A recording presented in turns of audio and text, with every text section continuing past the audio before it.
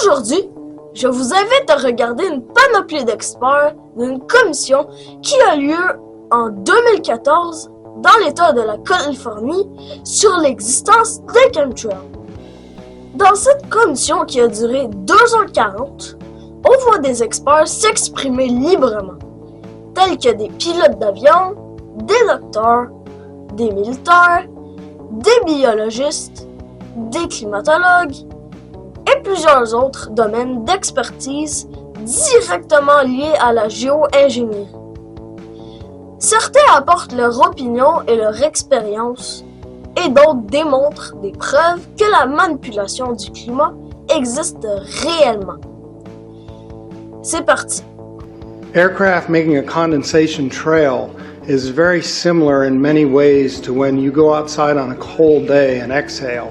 You create a condensation trail. That little cloud is a condensation trail.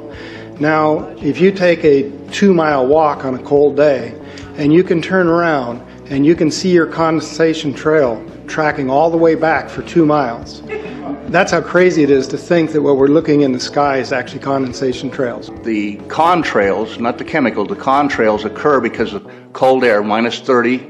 It takes high altitude, around 30,000 feet plus. There's carbon dioxide and water vapor in that exhaust. That turns to ice crystals, and that's what you see, the white stream behind it. Those white crystals of ice warm up, dissolve, and the smoke goes away. And it never lasts more than a minute.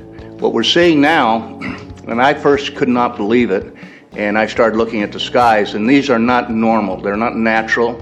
There's something going on, I don't know who it is or why they're doing it.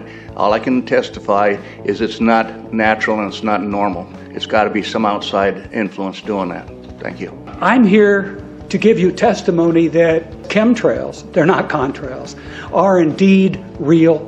They're spraying almost every day. I watch the clouds and watch the spraying program going on. I want to tell you that we're in very great danger from the pollution that's coming down over us. And we've been led astray by the military-industrial complex, and they're responsible for the cloud's creation and weather manipulation programs. They're dark operations. That's why they're not out in the media. I look around and I see people are starting to look up and see this. Many times I've spoken about chemtrails, and I get this blank look on my face. What are you talking about? I'm saying, look up. As a pilot, before I fly, I look up. And so, boy, they're really out there working. When you look up at the sun and you see a white haze, that is aluminum floating in the air right now, and it's coming from the aircraft. There's a huge amount of aluminum being found because these sprays have aluminum, strontium, barium, manganese. And there's a lot of argument that aluminum is very common to be found, but aluminum is only common in a bonded form. It's not common in a free form, and we're finding high rates of free aluminum in the soil, which is not natural. The metal compounds that are being used are environmentally dangerous. We need to be monitoring them. We need to be testing them. Okay, these previous guys, I've watched exactly what they do, and yes, they are correct. I've seen exactly the same stuff, so ditto marks on those. You want some figures? Okay, latest water test, tested the rain. 13,100 micrograms per liter of aluminum in the rain in 2013. Normally, it should be 0. So 13,100 is pretty damn much, folks. It used to be 0, then it was 100s in the 2000s, and then since 2010, it's into the 1000s and the latest 13,100. In the snow on Mount Shasta, pristine Mount Shasta, 61,000 micrograms per liter, 4 times the amount that is found in the soil up there. Where in the hell is this stuff coming from if it's not coming from the soil? We have clouds in the sky we've never seen before. Almost every day I'm seeing clouds I've never seen before. And NASA has been even named a few of these new clouds. It's really interesting, but NASA is a corporation. I want you to know that. NASA has also conducted a research program in what they call metallized fuels. We're actually putting aluminum oxide right in the fuel because it has 2 atoms of aluminum and 3 atoms of oxygen. So during the combustion process, it releases all that oxygen and dramatically increases efficiency, but it leaves the aluminum in the air. We got things coming from sky down. And it's a huge, huge problem. Because as it comes down, what happens is a couple of things. Is that it actually is in our air, we breathe it. And as we breathe it, it's actually going to go up through our nostrils, into our brain, easiest access to our brain frontal lobe. The contaminants that have been identified, which already have been mentioned, are aluminum. Aluminum is the number one free radical generator to the brain to cause early apoptosis, which is early death of brain, and it begins to set off the scar tissue, which we call the amygdalin, which is part of the chemical matrix related to Alzheimer's. I'm a neurologist practicing in Reading for 17 years, and in the past 5 years, I've seen the number of patients with Alzheimer's disease, Parkinson's, and other neurodegenerative diseases tremendously increased, almost quadruple. I became interested in chemtrails about 8 years ago when I was in Hawaii, and the Hawaiians are really being very vocal about it. I concur about the increasing number of Alzheimer's. They have been able to take the aluminum and micronize it, which means it'll stay up longer. But it also means, and I don't know if any of you have noticed some metallic taste in your mouth when they're spraying, but you inhale that, it goes up through your cribriform plate and through your sinuses and into the brain. As you heard, to spray nanoparticles, very small particles. These nanoparticles, they basically trigger a programmed cell death in the brain, and that is the ultimate path we see in Alzheimer's. That's problem number one, because when we look at the Alzheimer issue, we say those are the old. The real problem is, and the real scare I have, is as I am a father of 2, I am a grandfather of 3, so the drama is our children. ADD started in the 70s. Autism was not on the radar. There was no documents, there was no information. It was 1 in 100,000 children. Today, what we have is 1 in 48 boys. I was part of the early group that was looking for aluminum in ADD and ADHD. And all of those children that started to develop those phenomena had high levels of aluminum. When we figured out protocols to detox them out, to free the body of those particular contaminants, what happened is that their brains came back. When we do this to the age, it doesn't come back as quick, but it will come back. But I'm seeing Alzheimer's in 56 years old. Back in the 70s, Alzheimer's when you were 80. If you remember 8 to 10 years ago, there was this big move to get rid of aluminum from underarm deodorant because it would cause Alzheimer's. Look what they're doing to us now. I want to give you a little bit of history on the background behind nanoparticles has been described before. A nanometer is 1/billionth of a meter. It's very small. In fact, if you have particles, say, that are 40 or 50 nanometers across, you can take and line 50 of them up next to a single red blood cell. These things are extremely tiny. They're pervasive. The collapse and decrease of agriculture is something I worry about even more than the previous info about autism and Alzheimer's. Believe me, I'm seriously concerned with what I'm watching.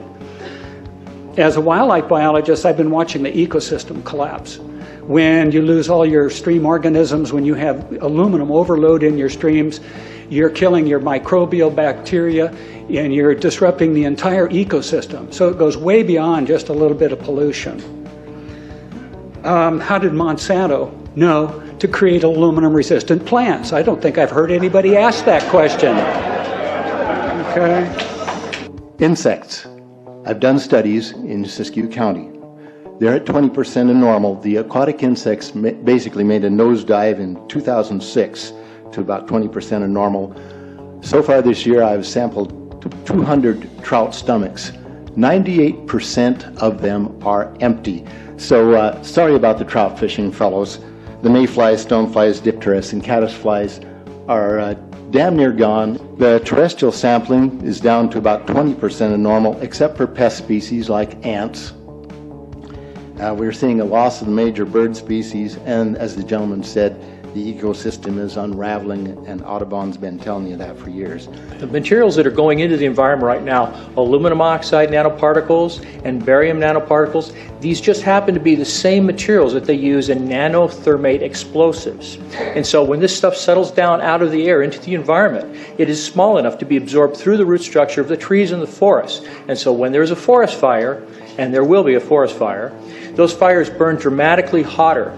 The point is that the cost of firefighting, the cost in the healthcare system have nearly doubled in the last 10 years. The amount of acreage is lost because of fires. The impact on human health is dramatic. I personally tested water and aluminum, and I found aluminum had 47 times the normal expected amounts.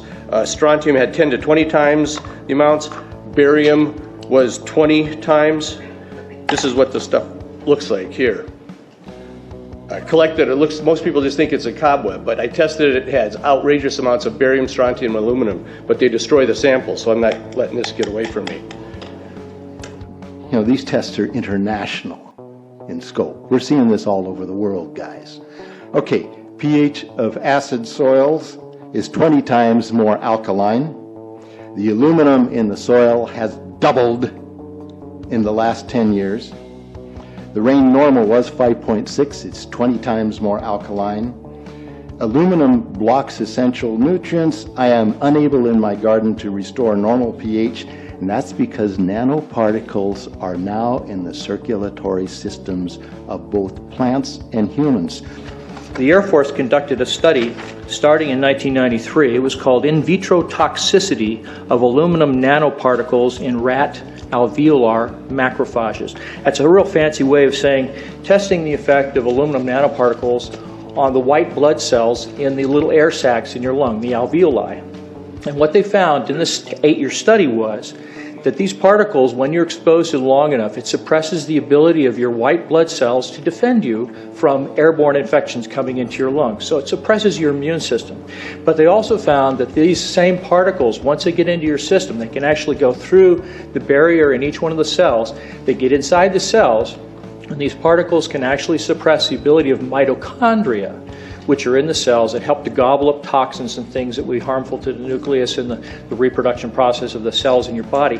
These processes are suppressed, and so essentially by breathing this material in, your immune system is dramatically suppressed. I wrote to the federal government because Air Force wrote a book, and on the first page of the book they said, we're going to control the weather by the year 2025. I asked them, what are they doing spraying these chemicals on the public? I said, there's violation of United States Code 50 USC 1520, which prohibits the American government from experimenting on the U.S. citizens with chemical agents. I said that law also requires who's ever experimenting, when the federal government does it, that they have to report to Congress within 30 days. They wrote back, they said they don't know what I'm talking about. We have enough evidence that there's this spraying going all over the place. We were warned about the takeover of our freedoms by the military-industrial complex by both Eisenhower and Kennedy. They're gaining traction on us, folks. We are in trouble more than just a spraying program. All I can say is it's about time we get up in arms about this, because it is affecting our health. It's high time that we as citizens of this great country take action. Board of Supervisors in Suffolk County, New York, they outlawed geochemical engineering. Hawaii passed an ordinance prohibiting geochemical engineering. I urge you to bar geoengineering in Shasta County and pass an ordinance. At least ask some damn questions. What the hell is all this aluminum doing here? Why are the trees dying, fishes dying? Why is there Alzheimer and aluminum spiking? And why are these fibers on the ground here in Shasta County? Thank you. Thank you, Mr. Marmon. Today, Shasta County Board of Supervisors has been the beneficiary of some sincere, passionate, and knowledgeable comments. And I thank you for those. I am in agreement with my colleagues about sending letters and a call for action, but I would hope that we could go a step further. I would like for us to send a copy of this video where all of you spoke today all 2.5 or 3 hours of this testimony will be sent to our senators and our U.S. representatives, and also our representatives in the state of California. We'll do that. Let them listen to the passion that came out of this meeting today. Thank you. You have the motion in front of you. I think it's understood. All in favor say aye. Aye. Any opposition? Motion passes unanimously.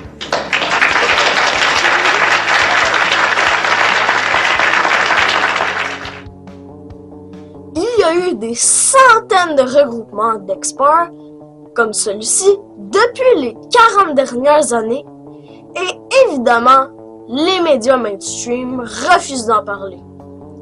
Maintenant, à vous de faire votre opinion, parce que plusieurs choisiront le confortable mensonge plutôt que la dure vérité.